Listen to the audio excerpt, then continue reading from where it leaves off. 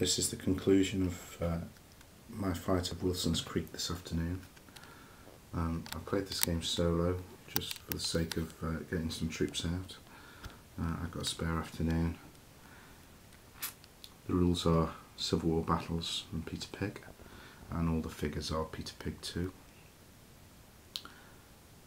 The game is played on a 6-foot by 3-foot table, and the scenario is the Wilson's Creek scenario from the rulebook, Civil War battles. Just so that the dice roll as they should, I've used blue Peter Pig dice for the Union and the ivory Peter Pig dice, which are quite nice for the Rebs, although they haven't really behaved. So the story of this battle was a Union brigade in this farm with a gun and some dismounted cavalry on one side, and then 4 brigades of Union infantry and 3 batteries on these 2 hills.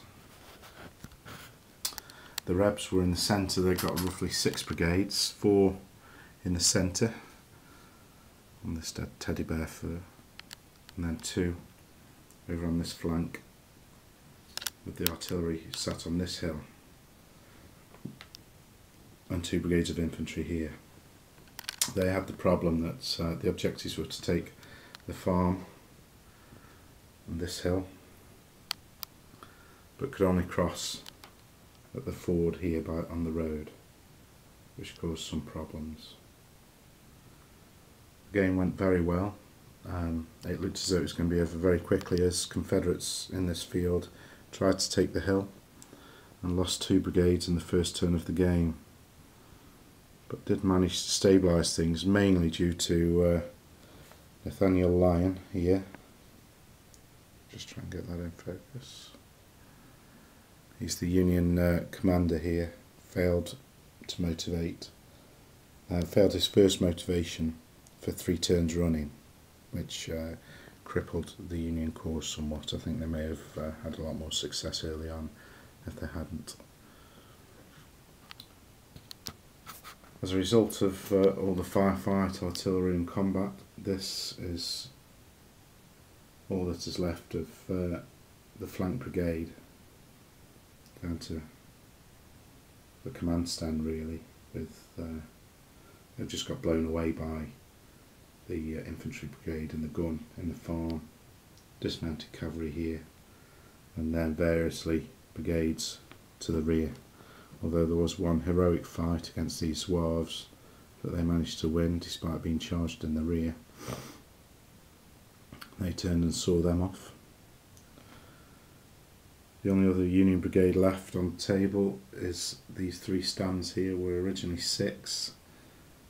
They tried to take the hill, but were beaten back, and morale forced them back into this wood. They did have a try at coming out of the wood, attacking these dismounted cavalry, but inexplicably bounced away, unable to cause any casualties on them.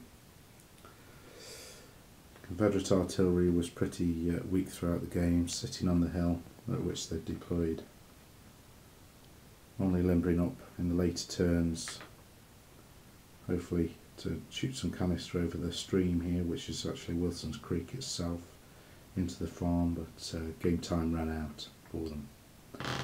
Francis Sigel, who's a Quality Command 3, which is one of the worst in the game, has done a sterling job holding the farm, and it's a pretty conclusive Union victory. Let's just scan around here. This is the Union dead pile. Not too many losses there. In fact, they didn't lose 1 brigade during the whole game, whereas the Confederates have lost 4 brigades, and their dead pile somewhat more numerous. I'll just scan back here, because this is a terrain piece that I've done over the last few days, and it's a field with a stone wall. Got a rather nice furry texture to it.